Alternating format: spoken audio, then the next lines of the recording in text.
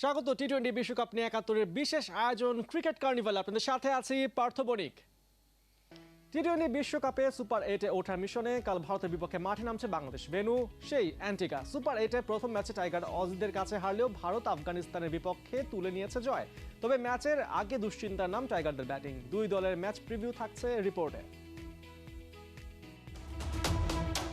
পেছনে জ্বলছে লাল বাতি আর সামনে অজিদের ফুল মাস্তি।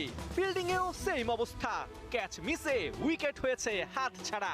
এসব দেখে শেষমেশ তো মেজাজি ধরে রাখতে পারেননি রিয়াদ। মাঠ ছাড়ার সময় সাকিবের মুখেও ছিল বিরক্তির ছাপ। তবে দৌড়ে মুখ লুকোনো গেলেও হতশ্রী পারফরমেন্স, সেটা কি লুকোনো যায়? কাগজে কলমে সেমিফাইনাল খেলতে হলে শনিবার ভারতকে হারাতেই হবে। কাজটা কঠিন, তবে অসম্ভব না। গেল বিশ্বকাপে অ্যাডিলেডের এই ছবি প্রমাণ। কি দারুণ 50-তে ম্যাচটা হাতের তালুতে পুড়ছিলেন লিটন, কিন্তু বৃষ্টিতে মোমেন্টামের সাথে সেবার ম্যাচটাও ফসকে যায়। এই ছবিতে অনুপ্রেরণা যেমন আছে, আক্ষেপ তার চেয়ে বেশি। লিটন দাস, আহা কি ছিলেন, কি হয়ে গেলেন। বিশ্বকাপে এবার 5 ম্যাচে টোটাল 72 রান, এভারেজ 14। ওপেনিংয়ে নেমে ব্যাট চালাচ্ছেন 80 স্ট্রাইক রেটে। স্বস্তির খবর, লিটনের চেয়ে খুব একটা ভালো নেই রোহিত এবং কোহলি। 4 ম্যাচে রোহিতের টোটাল 76 আর কোহলির 29। লিটন তানজিদের সাথে এদের তুলনা না হলেও অ্যান্টিগায় রোহিত আর কোহলির অফ ফর্ম কাজে লাগাতে না পারলে বাংলাদেশের জন্য ম্যাচ জেতা দূর, ফাইট করাও হবে টাফ। মিডল অর্ডারে তাওহিদ হৃদয় যদি হন বাংলাদেশের সম্পদ, তবে ভারতের আছে ঋষভ পান্থ আর সূর্যা কুমার যাদব। কার অ্যাক্সিডেন্টের পর 18 মাস বাদে জাতীয় দলে ফিরে ঋষভ এক কথায় ছড়ি ঘোরাচ্ছেন। বিশ্বকাপ প্রস্তুতি ম্যাচেও বাংলাদেশের বিপক্ষে 50 তুলে নিয়েছিলেন এই ব্যাটার। অন্যদিকে সূর্যা কুমার টি-20 ইতিহাসে স্ট্রাইক রেটে ঝড় তুলেছেন। ফুল মেম্বার কান্ট্রিগুলোর মধ্যে ফিল সল্টের পরেই তার স্ট্রাইক রেট 168.51। এবারের আসরে 2টা 50 এরই মধ্যে পকেটে পুড়েছেন। আর অ্যান্টিগার উইকেট তো সূর্যার জন্য সোনায় সোহাগা। বোলিংয়ে দুই দলের স্পটলাইটে মোস্তাফিজ আর বুমরাহ। বিশ্বকাপে এখন পর্যন্ত মোস্তাফিজের 5 ম্যাচে 7 উইকেট আর বুমরাহর 4 ম্যাচে সংখ্যাটা 8। আইপিএলে মোস্তাফিজের নতুনভাবে কামব্যাক যেমন বাংলাদেশের জন্য প্লাস পয়েন্ট, তেমনি বুমরাহর কারেন্ট ফর্ম টাইগার টপ অর্ডারের জন্য চ্যালেঞ্জিং। স্পিনে রিশাদ আর শেখ মেহেদীর কাউন্টার পার্ট কুলদীপ যাদব ও অক্ষর প্যাটেল। রিশাদের লেগ স্পিন নাকি চায়নাম্যান কুলদীপের ভেলকি, দিন শেষে দুজনের ইম্প্যাক্ট ঠিক করে দেবে কোন দিকে যাবে ম্যাচের গতি প্রকৃতি। অ্যান্টিগায় অস্ট্রেলিয়া ম্যাচের পর সংবাদ সম্মেলনে শান্ত জানিয়েছেন এই উইকেটে 160 থেকে 70 হতো ফাইটিং স্কোর, কিন্তু ভারতের যে ব্যাটিং লাইন আপ সেখানে লক্ষ্যটা নিঃসন্দেহে আরও বাড়াতে হবে। এখন পর্যন্ত ভারতের বিপক্ষে 13টা টি-20 খেলেছে বাংলাদেশ, যেখানে জিততে পেরেছে মাত্র একটা। 5 বছর আগে দিল্লির সেই মোমেন্ট অ্যান্টিগায় টাইগাররা ফেরাতে পারে কিনা, এখন সেটাই দেখার অপেক্ষা। পার্থ বণিক, ৭১। সুপার 8-এ বাংলাদেশের পরের চ্যালেঞ্জ ভারত। বাংলাদেশের ব্যাটিং ব্যর্থতা লাগাতারভাবেই কিন্তু দুশ্চিন্তা বাড়াচ্ছে। সাথে টিম ইন্ডিয়া এখন আছে সবচেয়ে তাদের টপ অফ দ্য মোমেন্টে। সুপার 8-এ প্রথম ম্যাচে আফগানিস্তানকে তারা হারিয়েছে। এখন বাংলাদেশের জন্য কি অপেক্ষা করছে সেসব নিয়ে আজকে আমরা আলোচনা করব। আমাদের সাথে আছেন ক্রীড়া বিশ্লেষক নাসিরউদ্দিন চৌধুরী। নাসিরউদ্দিন চৌধুরী, আপনাকে স্বাগত খেলা যোগে। আপনি দেখতে পাচ্ছেন আসলে প্রথম ম্যাচটা যেভাবে হলো, আসলে আমরা দেখতে পেলাম 140 রান আমরা বোর্ডে তুলেছি, বাট কোনোভাবেই ব্যাটে বলে কোনোভাবেই আমরা প্রতিদ্বন্দ্বিতা করতে পারিনি। তারপরেও ম্যাচ শেষে ক্যাপ্টেন শান্ত বলে গেলেন যে 160 থেকে 70 তাদের টার্গেট ছিল। আসলে কি 160 থেকে 70 করলে বাংলাদেশ এই ম্যাচ জিততে পারতো কিনা? ধন্যবাদ আপনাকেও, ৭১-এর দর্শক শ্রোতাদের শুভেচ্ছা। আসলে মোটামুটি আমরা যে দেখলাম যে ইউএস এর বা যুক্তরাষ্ট্রের যে পিচগুলো ছিল মোটামুটি ধরা যায় আন্ডার প্রিপেয়ার্ডই ছিল। তো ওখানে আপনার আনপ্রেডিক্টেবল সব সিচুয়েশন আপনার ডেভেলপ করেছে। বাট ওয়েস্ট ইন্ডিজে এসে কিন্তু আমরা রিয়েল স্পোর্টিং উইকেটে চলে এসেছি। এখানে আপনার রান যেমন উঠবে, প্লাস বোলাররাও যদি চাইলে আপনার তাদের আপনার এফোর্ট দিয়ে আপনার in favour of them can আনতে পারবে আর কি ম্যাচটাকে। তো আসলে যেটা দেখতে পাচ্ছি আর কি গত সুপার 8-এর খেলাগুলোতে, আমার ব্যক্তিগত অভিমত, এখানে আপনি যদি পুরোপুরি সেফ করে যেতে চান, ইট উইল বিকাম আপনার 180 প্লাস করতে হবে। তো ওটার যে কয়টা দলও এখানে সুপার এইটে খেলছে, আপনি যদি ইন্ডিয়ার কথা চিন্তা করেন, এদের ব্যাটিং আপনার অস্ট্রেলিয়ার যে, আপনি যদি অস্ট্রেলিয়ার সাথে যদি 260ও করতেন, I don't think so it was the safest score, এবং এটা ইজিলি চেজেবল ছিল বিকজ অফ তাদের ব্যাটিং স্ট্রেংথ এবং লোয়ার অর্ডারে যে আপনার যে মানে যে স্ট্রেংথ আছে সেই অনুযায়ী। আমরা অ্যান্টিকাতে ম্যাচ দেখেছি কিছু, যে এই মাঠে ইংল্যান্ড তারা 122 রান তুলে ফেলেছে 10 ওভারে। ঠিক একইভাবে আমরা দেখতে পেয়েছি যে সাউথ আফ্রিকা, মানে যে ম্যাচটা হয়েছে সেখানে আসলে 196 হয়েছে, সাউথ আফ্রিকা 194 করেছে এবং যুক্তরাষ্ট্র 174 রানে আটকে গেছে। অর্থাৎ সবাই কিন্তু 180-র উপরই করছে, কিন্তু বাংলাদেশের লক্ষ্যটা থাকছে কম।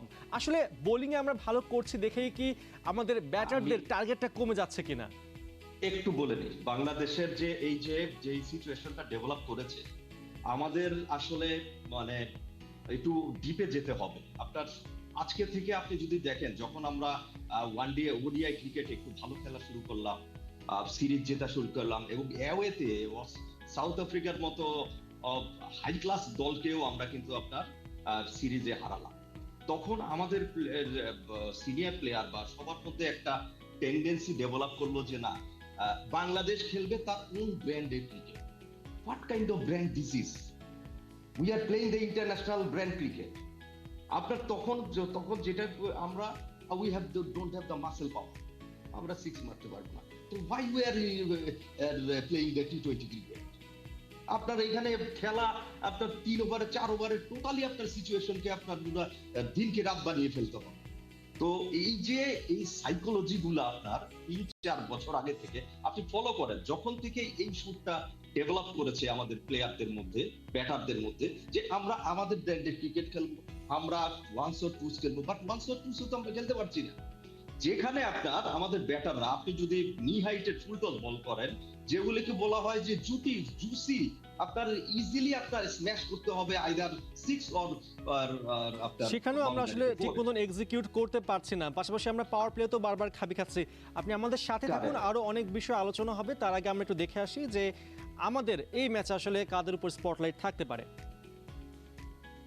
Bharat Bangladesh big battle. বর্তমান সময়ে আসলে এই দুই দলের ম্যাচ থাকলে কিছুটা এক্সাইটমেন্ট বেড়ে যায় এবং বাংলাদেশের সমর্থকরা কিন্তু এই ম্যাচটাকে সামনে রেখে অনেক ধরনের প্রেডিকশন করে থাকে, অনেক ধরনের পরিকল্পনা সাজায় যে বাংলাদেশের প্লেয়াররা কতটা আসলে এই ম্যাচে নিজেদের মেলে ধরতে পারবে। এবং আজকে আমরা এখন এই মুহূর্তে দেখে নিব যে কাদের উপর থাকবে সেই স্পটলাইটটা। প্রথমে আসলে যেটা বলতে হয় যে বাংলাদেশ দলে কার উপর থাকবে স্পটলাইট, আজ পর্যন্ত ঠিক আজকে সকাল পর্যন্ত যার উপর কেউ বাজি ধরতো না, সেই নাজমুল হোসেন শান্ত কিন্তু তার উপরে স্পটলাইটটা টেনে এনেছে। নাজমুল হোসেন শান্ত আমরা দেখতে পাচ্ছি 44 ম্যাচ খেলেছেন, রান করেছেন 863, গড় 23-এর ওপর, স্ট্রাইক রেট 107। বিশেষ করে নাজমুল হোসেন শান্ত আজকে যেভাবে ব্যাট করেছেন অস্ট্রেলিয়ার বিপক্ষে, আমরা দেখতে পেলাম যে তার যে 41 রানের ইনিংস, সেখানে কিন্তু একটা নিজেকে উইকেটে সেট করার একটা টেন্ডেন্সি ছিল এবং পাশাপাশি রানটাকে জেনারেট করার একটা টেন্ডেন্সি ছিল।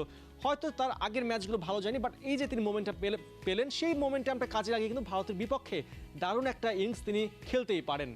ঠিক এরপর যদি আমরা দেখি যিনি আছেন তাওহিদ হৃদয় কিনা আসলে বলার কিছু নেই। বাংলাদেশের বিশ্বকাপ স্কোয়াডে একমাত্র তিনিই রয়েছেন যিনি কিনা টি20 মেজাজে এবারে বিশ্বকাপটা খেলছেন। আমরা দেখতে পাচ্ছি তার স্ট্রাইক রেট, তার রান, টি20 ক্যারিয়ারে সব কিছু কিন্তু আউটস্ট্যান্ডিং। এবং টি20 ক্যারিয়ারে আমরা দেখতে পেয়েছি তাওহিদ হৃদয় এখন পর্যন্ত শুধু নেপাল এবং নেদারল্যান্ডস ম্যাচে নিজেকে মেলে ধরতে পারেনি। তাছাড়া আমরা প্রথম ম্যাচে শ্রীলঙ্কার সাথে বা এই অস্ট্রেলিয়ার সাথে দুটো ম্যাচে তিনি কিন্তু 40 রানে একটা ইনিংস খেলেছেন এবং এখানেই আসলে তার যে ক্যামিওটা, সেখানে বাংলাদেশ দল অনেকটাই উতরে গেছে ম্যাচের যে চাপটা ছিল সেটার উপর থেকে। এরপর যিনি আছেন সেটা হচ্ছে মোস্তাফিজুর রহমান কাটার মাস্টার। কিছুদিন আগে অফ ফর্মে ছিলেন, তবে আইপিএলে এবার চেন্নাইয়ের হয়ে তিনি যে পারফরমেন্স শো করেছেন বলতেই হয়, সেই মোমেন্টামটা কিন্তু তিনি বিশ্বকাপেও ক্যারি করছেন। আমরা দেখতে পাচ্ছি মোমেন্টাম অনুযায়ী মুস্তাফিজের আসলে ক্যারিয়ারটা কতটা সমৃদ্ধ। পাশাপাশি আমরা যেটা বলছি যে Mustafizur Rahman through out the tournament কিন্তু খুব ভালো খেলছেন। এখন পর্যন্ত তিনি 7টা উইকেট তুলে নিয়েছেন এবং দুবার 3 উইকেট করে তার পকেটে রয়েছে এবং স্বাভাবিকভাবে মুস্তাফিজের উপর কিন্তু প্রত্যাশাটা এই ম্যাচেও থাকবে। ঠিক একইভাবে যদি আমরা দেখি যে ইন্ডিয়ার কারা আসলে এই ম্যাচে পার্থক্য করে দিতে পারেন, প্রথমেই হচ্ছে রোহিত শর্মা আছেন, ভারতের ক্যাপ্টেন। এবার প্রথম ম্যাচে আয়ারল্যান্ডের বিপক্ষে একটা 50 করেছিলেন, বাট এরপর তাকে আর খুঁজে পাওয়া যাচ্ছে না। রোহিত শর্মা কিন্তু রাইট মোমেন্টে যদি একবার মোমেন্টাম পেয়ে যান, তাহলে যে কোনো দলের জন্য তিনি বিধ্বংসী হয়ে উঠতে পারেন এবং বাংলাদেশের বিপক্ষে তার স্ট্রাইক রেট টি20তে কিন্তু 141, খুবই ইমপ্রেসিভ। ঠিক এরপরেই যদি আমরা আসি, এরপর কে আছেন যিনি ম্যাচের পার্থক্য গড়ে দিতে পারেন, তিনি হচ্ছেন ঋষভ পান্ত। 18 মাস পর জাতীয় দলে ফিরেছেন, কে বলবে তার এই পারফরমেন্স দেখে। এবার ঋষভ পান্ত যেভাবে খেলছেন প্রত্যেকটা ম্যাচে কিন্তু তিনি ডাবল ফিগার স্পর্শ করছেন, যেখানে রোহিত শর্মা বিরাট কোহলিরা কিন্তু খাবি খাচ্ছেন, সেখানে আমরা দেখেছি ঋষভ পান্ত তিনি সব ম্যাচে কিন্তু প্রেশার রিলিজ করে দিচ্ছেন মিডল অর্ডারের উপর থেকে। ঠিক এরপরে যার উপরে আসলে আমরা দেখতে পারি স্পটলাইট থাকলে তিনি হচ্ছেন সূর্যকুমার যাদব। সূর্যকুমার যাদব আসলে টোটালি আউটস্ট্যান্ডিং পারফরমেন্স করছেন। এখন পর্যন্ত যে টি-20 ইতিহাস আমরা লক্ষ্য করছি, সেখানে ফিল সল্টের পরেই স্ট্রাইক রেটের দিক থেকে সূর্যকুমার যাদব র্যাঙ্কিংয়ের দ্বিতীয়তে আছেন। এবং সূর্যকুমার যাদব তার 3 বছরের ছোট ক্যারিয়ারে যে পরিমাণ সেঞ্চুরি করেছেন, যে কোনো 50 হাঁকিয়েছেন, সেটা কিন্তু এক কথায় অসাধারণ। এবং বাংলাদেশের ব্যাটারদেরও কিন্তু বা বোলারদেরও কিন্তু সূর্যকুমার যাদবের উপর অনেকটা ফোকাস রাখতে হবে। আমরা দেখছিলাম যে আসলে কাদের উপর স্পটলাইটে থাকতে পারে, কিন্তু অনেক সময় দেখা যায় যাদের উপর প্রত্যাশাটা বেশি তারাই পারফর্ম করতে পারে না, এবং যাদের উপর প্রত্যাশা থাকে না তারা কিন্তু ম্যাচে পার্থক্য গড়ে দেন, যাদেরকে আমরা এক্স ফ্যাক্টর বলছি। আজকে আমরা এই মুহূর্তে দেখে নিব যে আসলে কাদের উপর এক্স ফ্যাক্টর হিসেবে আমরা কাদেরকে চিহ্নিত করতে পারি। প্রথমেই যদি দেখি যে প্রথমে বাংলাদেশের কে আছেন, তিনি হচ্ছেন রিশাদ হোসেন। রিশাদ হোসেন এই লেগ স্পিনার কিন্তু এবারের বিশ্বকাপে এক কথায় বলতে গেলে তিনি ফাটিয়ে খেলছেন, এবং totally out of the syllabus প্রত্যেকটা দলের জন্যই তিনি ট্রাবল ক্রিয়েট করছেন। এবং রিশাদ হোসেনের লেগ স্পিন এবার আমরা দেখতে পাচ্ছি এই টুর্নামেন্টে এখন পর্যন্ত সবচেয়ে বেশি লেগ স্পিনারদের মধ্যে তিনি টার্নটা আদায় করে নিচ্ছেন। এবং ভারতের বিপক্ষেও আজকে আমরা যেমনটা অস্ট্রেলিয়ার বিপক্ষে দেখলাম, তিনি একাই 2 উইকেট তুলে নিয়েছেন, প্রেশার মোমেন্টে প্রেশার রিলিজ করেছেন। সেখান থেকে ভারতের ম্যাচে আসলে রিশাদের উপর অনেকটাই কিন্তু প্রত্যাশা থাকবে। ঠিক একইভাবে যদি আমরা দেখি যে ভারতের কে হতে পারেন এক্স ফ্যাক্টর, তিনি হচ্ছেন হার্দিক পান্ডিয়া। ব্যাটে বলে একজন ট্রু অলরাউন্ডার হার্দিক পান্ডিয়া। এবারের বিশ্বকাপে ব্যাটিংয়ে অতটা সুযোগ না পেলেও কিন্তু বোলিংয়ে দারুণ কাজ করছেন। এবং হার্দিক পান্ডিয়া সবসময় ভাইটাল ম্যাচে যে পারফরমার, সেটা এর আগেও তিনি দেখিয়েছেন। আমরা যদি 2022 বিশ্বকাপ দেখি বা এখন যদি দেখি 2024 বিশ্বকাপ, প্রত্যেকটা মোমেন্টে তিনি অনেক অনেক আসলে ভাইটাল রোল প্লে করছেন ক্রুশাল টাইমগুলোতে।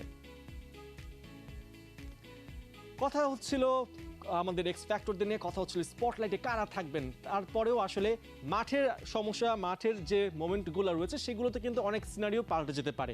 সেই বিষয়ে আমরা কথা বলতে আমাদের সাথে রয়েছেন নাসিরউদ্দিন চৌধুরী, ক্রীড়া বিশ্লেষক। যেটা দেখছিলাম যে ভারতের কিন্তু পারফর্মারের ছড়াছড়ি, সেক্ষেত্রে বাংলাদেশ কিন্তু ব্যাটিংয়ে অনেকটাই পিছিয়ে রয়েছে।